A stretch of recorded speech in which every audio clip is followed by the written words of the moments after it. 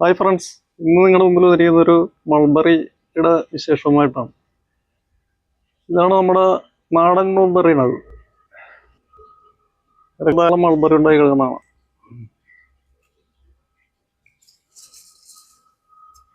എല്ലാം മൾബറിയാണ്. ടെറസിൽ തീർച്ചയായിട്ടും ചുടിപ്പിക്കേണ്ട ഒരു ഫ്രൂട്ട്സാണ് മൾബറി. ഇത് പഴുത്ത് കഴിയുമ്പോൾ ഏതാണ്ട് റെഡ് കളറും നമുക്ക് കഴിക്കേണ്ട പ്രായമാകുമ്പോൾ ഏതാണ്ട് ഈ കളറിലേക്കും വരും, ബ്ലാക്ക് കളറിലേക്ക്. നമുക്ക് ഒരെണ്ണം കഴിച്ചു നോക്കാം.